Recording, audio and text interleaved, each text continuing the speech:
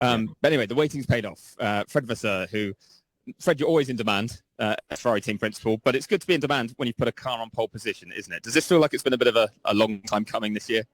Yeah, it was so far, but it's for sure it's from far the best session of the season.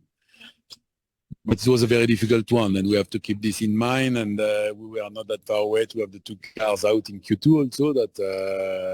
And we were able to come back and to put everything together and to do some steps for Q3. But it was a huge challenge for us, but for everybody, I think. And conditions were changing massively from Q1 to Q2 with some drops and a bit more windy at the end, and so that it's and then the window for the tires is so narrow that if you are a bit out, that you are dead, and it's a challenge for sure. That we know that when the conditions are like this, it's very, very tricky to put everything together. Well, based on that, does it come down to the team and setup changes you might make, or is it all down to the driver responding in real time?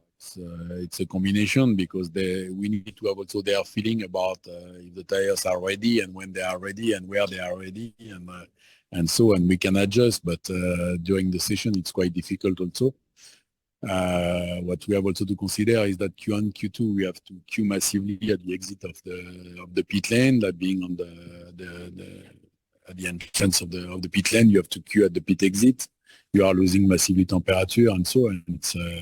It's another challenge. It means that you have to put all these parameters in consideration, and it's completely different compared to the free practice when you start on your own and you go for your lap. I made the point to the guys in the studio just now that Lewis was just 15 thousandths away from making it to Q3 and then having a chance of doing something much better. But how hard is that going to make his job tomorrow? It's better to start from pole in Budapest than from P11 for sure, and it will be difficult, but I think the analysis is the good one, that you don't have to compare P1 and P11, you have to compare 1/10 in Q2. It's more the issue, because Charles was not that far away to be out also in Q2, and we have to keep this in mind in our analysis of the day. But it is like it is, and for sure that we have to collectively to do a better job to not be exposed Q1 or Q2, and the fact that we had to use a second set in Q1 also was not a good start of the session, because then you have only one set in Q2, and it's much more difficult. But you do have Charles on pole. You do have a car at the front of the grid here. It is tough to overtake. McLaren are quick, but do you have the car to win this race tomorrow? Yesterday the pace was good on the long stint. Now we don't know what will be the condition for tomorrow, if it will be with Inter, with slicks, windy, sunny, or whatever, that we'll see tomorrow, and I will try to find the good compromise for this, but so far we are always in a better shape on Sunday than Saturday.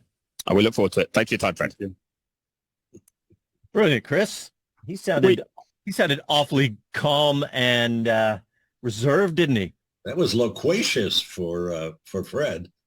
It was, yeah. He was smiling throughout that one, and yeah, good. We've had some where you can tell, can't you, where he just is a bit shorter with the answers or whatever. But and don't forget, I was at the end of the queue there. He'd been doing a lot of talking, and quite often I see him roll his eyes. It's never personal when he's told he's got another media thing to do. It's just more that he wants to stop.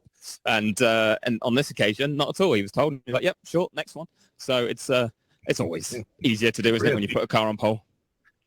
Spread the news far and wide, particularly the guys like Executive Chairman John Elkann at Ferrari, and so on and so forth.